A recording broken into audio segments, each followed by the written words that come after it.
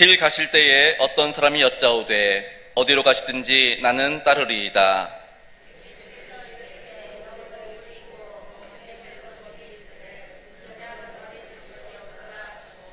또 다른 사람에게 나를 따르라 하시니 그가 이르되 나로 먼저 가서 내 아버지를 장사하게 허락하옵소서.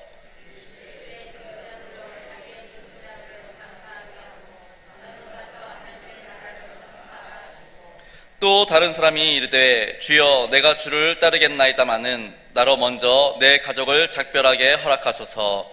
예수께서 이르시되 손에 쟁기를 잡고 뒤를 돌아보는 자는 하나님의 나라에 합당하지 아니하니라 하시니라. 아멘. 여러분, 조금 예전 이야기이긴 하지만 영국에 에드워드라고 하는 사람이 있었습니다. 이 사람은 1930년에 심푸슨 부인이라는 하는 분을 딱 봤는데 그만 첫눈에 반해버렸습니다. 그래서 그로부터 3년 동안 사귀다가 결혼하고 싶은 마음이 강력하게 있었습니다. 그래서 서로 애정을 갖게 됐는데, 문제는 심푸슨이라는 한 분이 이혼을 한번 한 경험이 있는 분인 겁니다. 근데 영국 국법에 의하면 이혼한 여자는 왕비가 될 수 없다라고 하는 국법이 있었습니다. 근데 하필이면 또 1934년에 아버지가 돌아가십니다. 어쩔 수 없이 왕으로 즉위를 합니다. 그래서 그가 에드워드 6세가 되었습니다. 근데 그는 1년도 되지 않아서 왕위를 사임하겠다고 결심을 하게 됩니다. 저는 심푸슨이라고 하는 여성을 너무 좋아하기 때문에 도저히 영국의 왕위를 계속할 수 없습니다. 저는 왕에서 내려오겠습니다. 1월 달에 왕이 돼서 12월 달에 1936년 1월에 취임해서 딱 12월에 내려옵니다. 그리고 1937년 6월에 심푸슨이라는 분과 결혼을 하게 됩니다. 동생이 왕이 되었고 윈저공이라고 하는 공작 자귀를 받게 됩니다. 근데 그는 평생 후회하지 않았습니다. 나는 영국의 왕위보다 심푸슨이라고 하는 여성을 사랑하는 것이 나의 중요한 인생 결단이었다. 그런 결심을 하고 있습니다. 두 사람이 결혼할 때 나이가 상당히 많았습니다. 윈저 공작이 되었을 때 42세였고 심푸슨이라고 하는 분도 40이었습니다. 그럼에도 두 사람은 결혼을 했고, 특별히 이 심푸슨이라고 하는 분은 파란색을 처음에 에드워드 왕자를 만났을 때 그 옷을 입었는데 결혼식 할 때 모든 옷을 파란색으로 장식을 하고 왔답니다. 심지어 신발, 모자, 장갑까지 전부 파란색으로 하고 결혼식을 했습니다. 그로부터 세월이 흘러서 1972년에 먼저 윈저 공작인 전 에드워드 6세 왕이 돌아가셨고, 그로부터 14년인 후에 1986년에 돌아가셨는데, 장례식 때도 검은 상복 위에 파란 쇼를 하면서 나의 사랑은 변함없어 라고 했고, 마지막 돌아가시던 1986년에도 파란색 옷을 입혀서 장례식을 해달라고 하는 유언을 했습니다. 여러분, 어떻게 보면 굉장히 멋있지 않습니까? 왕위보다 사랑하는 사람과 결혼한다는 것, 소설과 같은 실화입니다. 근데 여러분, 이것을 오늘 본문에 나오는 예수님의 결단하고도 상당히 가깝게 느낄 수 있습니다. 우리가 읽어보지는 못했지만 오늘 본문 51절을 보면 예수께서 승천하실 기약이 차감해 예루살렘을 향하여 올라가기로 굳게 결심하시고 라고 되어 있습니다.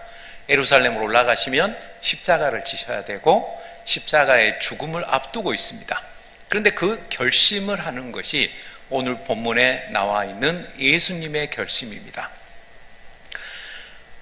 신학자 가운데 폴 틸리라고 하는 분이 존재의 용기라고 하는 책을, 저는 그걸 영어 원서로 된 걸 가지고 있어서 지난번에 논문을 쓰면서 한 달 전에 거기서 인용을 하면서 글을 썼는데요. 거기서 재밌는 부분을 제가 봤어요. 어떤 부분이 나와 있냐면, 그리스도인은 때로 가장 중요한 예수 그리스도를 따르기 위해서 두 번째로 중요한 것, 세컨드, 서드, 세 번째로 중요한 것을 기브업, 포기할 수 있는 커리지, 용기를 가진 사람이다. 이거 멋있지 않습니까? 이쪽도 중요하고 저쪽도 중요하다, 양다리를 걸치는 신앙이 아니라 하나님이 가장 중요하기 때문에 내가 돈을 버는 것, 자녀를 돌보는 것, 이거 중요한 일이에요. 근데 이거는 두 번째 중요한 일, 세 번째 중요한 일이기 때문에 첫 번째로 중요한 하나님을 따르는 것을 가장 중요하게 여기고 버릴 수 있는 것이 바로 그리스도인이 존재의 용기다. 여러분, 그 책에서 핵심이 그런 걸 볼 수 있습니다. 반면에 구약 성경을 보면 안타까운 사람이 나옵니다. 롯이라고 하는 분입니다. 아브라함이 선택권을 줍니다. 조카 롯에게 네가 좌하면 나는 우하겠고 네가 우하면 내가 좌할게. 양쪽 목동이 너무 싸우니까 선택권을 줍니다. 이렇게 보니까 한쪽이 굉장히 물도 많고 농사가 잘 될 것 같고 가축에게 먹일 목초가 풍부할 것 같아요. 에라 모르겠다, 이쪽 가야지. 나중에 알고 봤더니 이게 소돔과 고모라 쪽이에요. 거기서 그냥 떼돈을 벌 줄 알았는데 결국은 소돔과 고모라가 하나님께서 불로 심판하실 때 쪽박을 차고 안타깝게 자기 부인하고 딸 둘만 데리고, 사위들도 농담으로 여겨서 여기 멸망한다고 하니까 안 따라와요. 다 죽었고 심지어 부인조차도 안타깝게 뒤돌아보지 말라고 했는데 뒤돌아보다가 소금 기둥이 되어서 망하고 말았습니다. 바로 눈앞에 보는 것만 생각한 롯. 여기에 비해서 오늘 예수님의 결심은 굉장히 다릅니다. 그런데 여러분, 예수님에게서 중요한 것은 힘이 없어서 십자가를 진 것이 절대로 아니라는 겁니다. 요한복음을 보면 10장 18절에서 예수님은 이렇게 말씀하십니다. 이를 내게서 빼앗는 자가 있는 것이 아니라 내가 스스로 버리노라. 나는 버릴 권세도 있고 다시 얻을 권세도 있으니 이 계명은 내 아버지에게서 받았노라 하시니라. 여러분, 예수님은 삼위일체 하나님으로서 절대적인 힘이 있어요. 죽은 사람도 살려내셨고 무리도 걸어가셨고 많은 나 환자를 포함한 또 시각장애인이라든가 38년 된 병자라든가 많은 사람을 살려내신 분입니다. 그런데도 본인이 십자가의 길을 걸어갑니다.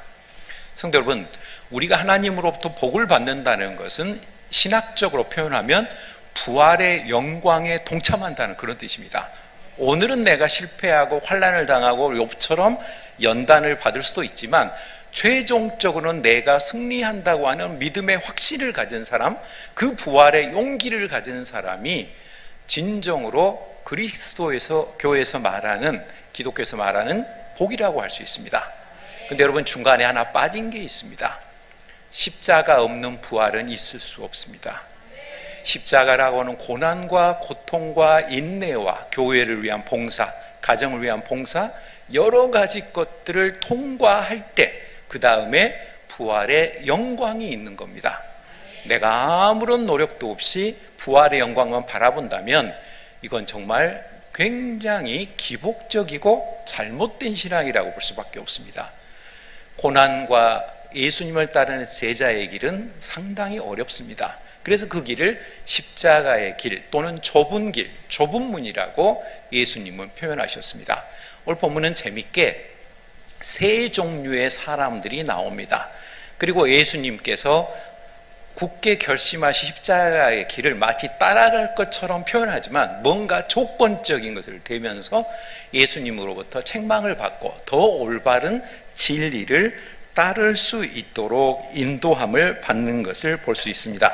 그렇다면 십자가의 길을 가는 제자도의 길에서 방해가 되는 것들은 구체적으로 무엇일까요?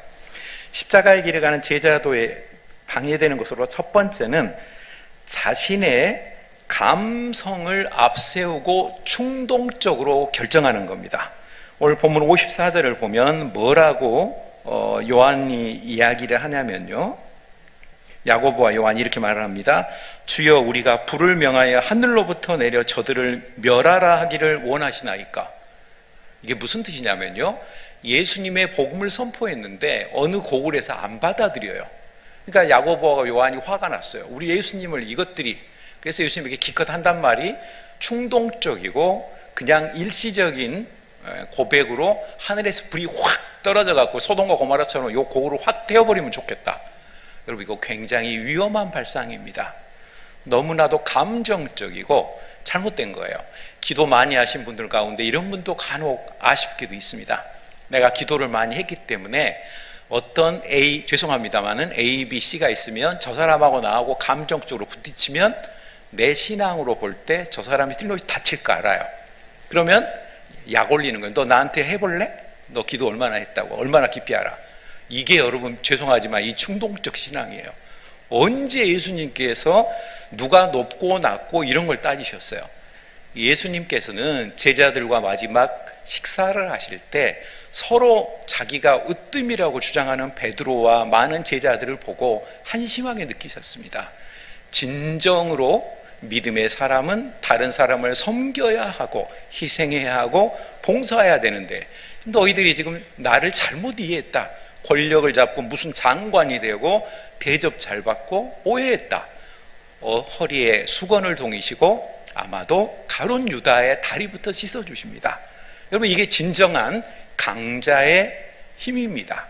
예수님이 힘이 없어서가 아닙니다.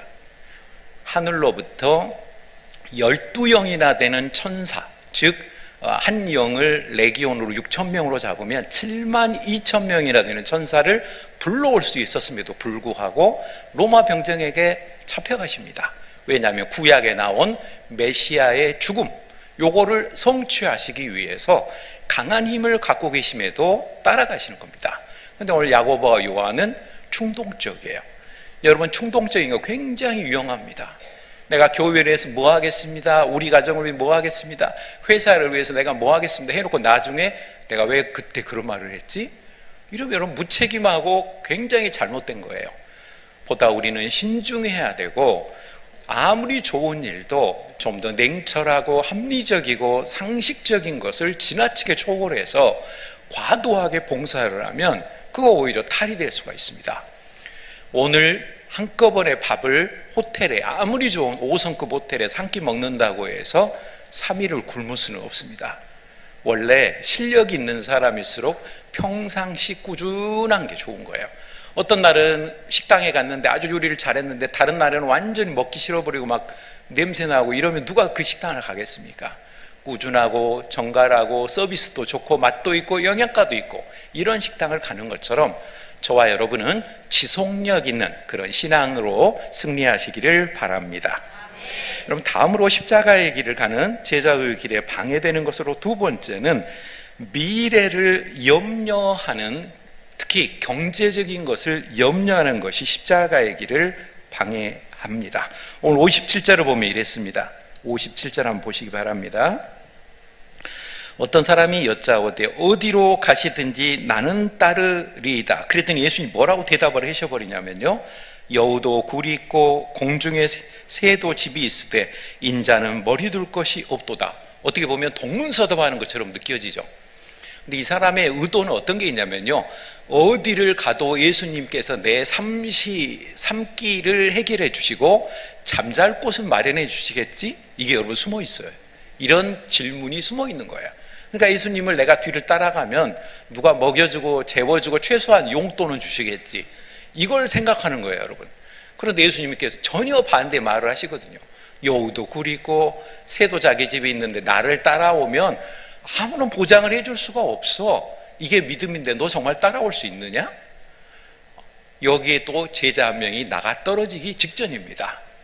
여러분, 흔히 우리는 너무 정말 믿음이 필요할 때 또 이때는 너무 상식을 생각하면 곤란합니다. 왜냐하면 하나님의 방법은 상식을 때로 뛰어넘는 방법이 많이 있기 때문에 그렇습니다. 예를 들어서 시각장애인에게 예수님께서 흙을 이렇게 짓이겨서 거기다 어떻게 보면 좀 더럽죠. 침을 퇴퇴 뱉어갖고 눈에 비벼주셨거든요. 그럼 여기 막 해석이 복잡해요. 왜 침을 뱉었을까? 왜 흙으로 하셨을까? 안 해도 돼요, 여러분. 사실 예수님께서 그냥 눈 떠라 하면 끝났는데 이 사람에게 좀 더 믿음의 과정을 보여주기 위해서 흙도 좀 이렇게 해서 어떻게 보면 터치, 피부와 피부를 만나는 그런 걸 통해 이 사람에게 안심을 좀 더 주신 것 같아요. 그래서 그런 거지. 어떻든 중요한 것은 오늘 본문에서 경제적인 염려, 이런 것을 또 나의 미래에 대해서 너무 염려하면 십자가의 길을 걸을 수가 없다는 겁니다. 제 이야기를 해서 죄송합니다만 제가 처음에 철학과를 간다고 하니까 저희 형님들이 나중에 이야기를 하시더라고요. 제가 철학과 가서 뭐 먹고 살라고 저 철학과를 갈까? 저는 목회를 하려고 철학과를 갔는데 형들이 볼 땐 그게 아니었던 것 같아요. 저 배고픔과 저거 나와봤자 특별히 할 것도 없는데 저거 나와서, 근데 여러분 생각 외로 어느 정도 잘 먹었어요. 여러분 하나님께서 어쨌든 인도를 해주셔서 제가 공부는 조금 열심히 해서 공부는 잘했지만 어쨌든 인도함을 받다 보니까 그런 염려를 해본 적이 없어요. 어떻게 먹느냐, 뭘 먹느냐. 그리고 우리가 잘 아는 마태복음 6장 33절 34절에서 예수님께서 약속하셨습니다. 하늘에 공중나는 새, 뜰에 핀 백합화를 봐라. 먹이지도 않고 입히지도 않고는 하나님께서 다 책임져 주시는데 하물며 너희들일까 보냐. 여러분 여기서 하물며 하나님을 보십니다. 믿지 않고 있는 일반인들도 하나님이 보살펴 줄 배가 있는데 하물며 예수 그리스도의 그 생명을 따라가는 하나님의 자녀인 저와 여러분은 더욱더 책임져 주시겠다고 약속하십니다. 이 약속을 믿을 때 우리가 십자가의 길을 걸어갈 때 먹는 문제, 입는 문제, 미래에 대한 모든 염려를 극복하는 승리하는 인생을 살 수 있게 될 것입니다. 다음으로 여러분 십자가의 길을 걸어갈 때 방해되는 것으로 세 번째는 내면의 갈등, 특별히 가족에 대한 갈등을 때문에 못 가게 됩니다. 근데 오늘 특별한 그 두 종류의 사람이 나오는데요. 첫 번째 사람은 뭐냐면 나를 따르라 했더니 나로 먼저 가서 내 아버지를 장사하게 허락하옵소서 그래요. 근데 여러분 오늘 본문은 현대적으로 해석을 하면 이런 겁니다. 제가 윌리엄 바클레이 목사님의 그 주석을 보니까 재미있는 예화가 있어요. 어떤 예화냐면 옥스퍼드 대학 총장이 영국의 유명한 학교입니다. 아프리카의 젊은 10대 후반, 20대 초반의 청년들 가운데 100% 장학금을 주고 옥스퍼드 대학에서 기숙사까지도 제공해주고 4년 장학생으로 할 테니까 와라 그랬어요. 근데 많은 사람들이 지원해서 영어가 좀 되는 사람들이 영국의 옥스퍼드에 옵니다. 근데 한 사람이 못 가겠다. 근데 내용이 뭐냐면 아버지를 장사하고 가겠습니까? 하고 오늘 본문하고 똑같은 걸 하는 거예요. 그래서 총장이 편지를 다시 보냈답니다. 뭐라고 총장이 보냈냐면 아버님이 언제 돌아가셨습니까? 곧 장례는 끝납니까? 저희가 어느 정도 기다려줘야 될까요? 답이 여러분 왔는데 뭐라고 됐냐면 우리 아버지는 아직 40세입니다 라고 왔답니다. 그러니까 이 10대 후반의 이 청년이 아버지가 언제 돌아가실지 모르겠는데 60이 돌아가실지 80이 돌아가실지 모르겠는데 그때까지 기다려달라는 거예요. 이게 여러분 오늘 본문의 배경입니다. 그러니까 예수님께서 매정하게 아버지가 돌아가셨는데 그런 거 보지 마, 나 따라와 이 뜻이 아니라 아버지를 내가 돌아가실 때까지 자식으로 봉양을 다 하다가 아버지가 돌아가시면 그 다음에 예수님을 따를게요. 여러분 이런 뜻이에요 오늘 본문은. 그래서 예수님께서 매정하게 그렇게 하면 안 된다라고 말씀을 하신 겁니다. 요거를 오해하면 우리 예수님이 굉장히 불효를 마치 부추기시는 것처럼 오해를 할 수 있어요. 근데 아프리카의 그 청년과 같은 배경을 보면 그게 아니구나. 언제 돌아가실지 모르는 부모님을 우리가 효도하는 건 당연하지만 아까 제가 말씀드린 것처럼 가장 중요한 예수 그리스도를 따르는 일이 더 중요한데 부모님을 순종하는 두 번째 것, 또 다른 내가 미래를 먹고 사는 세 번째 것, 이것도 중요한 일은 아니거든. 중요한 일은 맞거든요. 그러나 두 번째, 세 번째보다 첫 번째 예수님의 십자가의 길을 따르는 길이 가장 중요하다. 이것이 바로 오늘 예수님께서 그런 것들은 방해되는 것이니까 그거보다 먼저 나를 따르라 말씀하십니다. 여러분 다음으로 또 다른 제자는 뭐라고 하냐면요, 주여 내가 61절을 보시면 함께 61절 보시면 함께 읽어볼까요? 또 다른 사람이 이르되 주여 내가 주를 따르겠나이다마는 나로 먼저 내 가족을 작별하게 허락하소서. 여기서 예수님의 좀 과장법으로 강조하시기 위해서 그걸 거부하시는 것이 아니라 무슨 말씀을 하시냐면 손에 쟁기를 잡고 뒤를 돌아보는 하나님의 나라에 합당하지 아니하니라. 여기는 제가 농사지은 나이 든 80대 할아버지 목사님에게 들어봤어요. 이분이 진짜 농사를 지어봤대요. 근데 이분이 정말로 시골에서 쟁기를 잡고 소를 이랴이랴 하고 쟁기질을 해봤는데요. 어렸을 때 10대 때 소가 보통 때는 여러분 굉장히 느릿느릿 가잖아요. 느릿느릿 가는데 갑자기 소가 기분이 나면 막 뛰어버린다네요. 근데 이 녀석이 내가 뒤를 돌아봤더니 사정없이 달려와 버리더래요. 그래서 엉망이 됐다는 거예요. 쟁기가 천천히 꼬랑을 파고 와야 되는데 붕 떠가지고 와가지고 꽝이었답니다. 다시 처음부터 해야 될 정도로. 그 말씀을 해주시면서 쟁기를 잡고 뒤돌아보지 말라는 것이 이런 뜻이구나 라고 설명을 해주시더라고요. 농사를 안 해본 저는 몰랐는데 이 본문이 그런 뜻이에요. 소를 데리고 쟁기질을 하려면 뒤돌아보지 말고 앞에서 묵묵히 소를 천천히 끌고 오면 소가 묵묵히 음모하고 조용히 따라오면서 밭을 갈면서 따라온다는 거예요. 근데 괜히 뒤돌아보면 주인이 지금 뭐 하는 거야? 심심하면 주인하고 장난칠까 하고 방방방 뛰어버리면 이거 쟁기질이 엉망이 된다는 그런 내용입니다. 하나님께 사랑하는 성도 여러분, 오늘 우리가 인생길을 걸어갈 때 십자가의 길은 쉽지 않습니다. 목회자도 어렵고 여러분들도 어렵습니다. 우리는 그게 어렵다는 것을 솔직히 인정해야 합니다. 그런데 동시에 쉽습니다. 어떨 때 쉬울까요? 주님이 함께 져주시기 때문에 쉽습니다.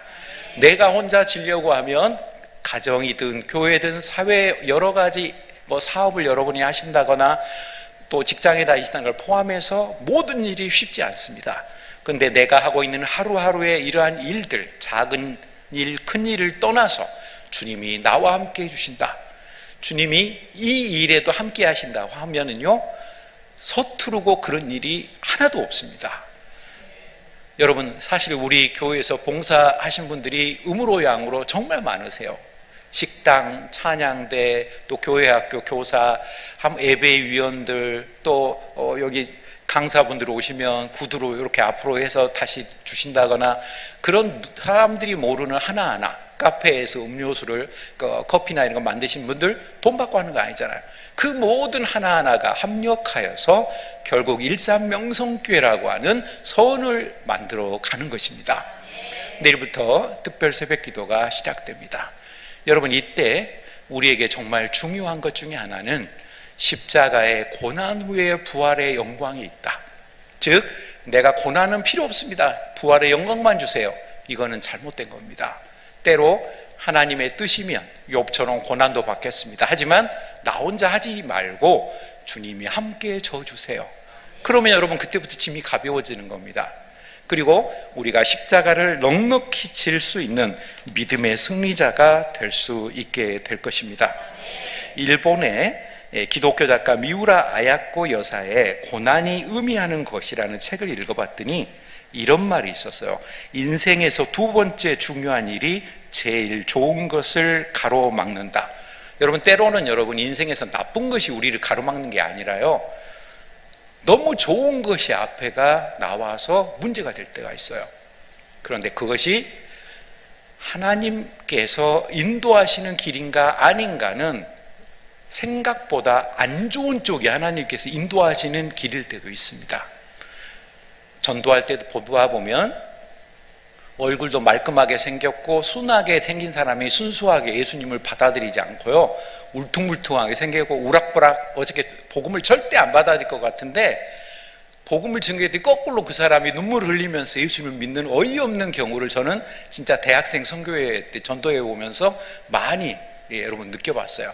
사람이 하는 것이 아니기 때문에 상대방의 외모나 무슨 직업이나 나이, 이게 아닙니다. 하나님이 하시는 거고, 우리는 다만 물을 주고 거기다가 영양분을 줄 뿐이요, 모든 것을 하시는 것은 하나님의 방법이요 하나님의 길이십니다. 여러분, 방글라데시 제가 해마다 선교사들하고 만납니다. 다음 주, 그러니까 이번 주 금요일에 또 방글라데시 선교사님을 만나게 되는데, 그분들 가운데 여러분, 저는 한국인 의사 정말 많은 사람을 만납니다. 지금도 이성로 선교사라고 방글라데시 30년 이상을 넘게서 대통령 표창부터 호암상, 아산상, 유명한 상금 막 2억, 3억씩 되는 상을 줄줄이 받아서 천주교에서 돌아가신 암으로 신부님 하나 갖고 그러는데, 그분은 겨우 7년 했어요. 이분은 30몇 년을 방글라데시에서 하신 분입니다. 근데 여러분 얼마나 겸손한지 몰라요. 사람이요, 있는 듯 없는 듯해요. 우리 기독교 한국 해외 의료 선교회에서 1년에 지원해 주는 돈이 겨우 여러분 2만 달러예요. 우리 돈으로 잘 해봤자 2,800만 원입니다. 근데 지금 의사들 파업하는 거 보면서 한편으로 마음이 아파요. 물론 이해는 됩니다. 정부가 너무 일방적으로 몰아치니까 화가 나니까 이제 그렇게 하는 것도 있겠죠. 그렇지만 환자의 생명과 그리고 의사로서 히포크라테스 선서를 했다는 걸 생각한다면 좀 더 다른 방법으로 저렇게 막 그만둔다고 이러는 것보다는 했으면 어땠을까. 저도 병원에 오래 있었던 사람으로서 그런 아쉬움이 있어요.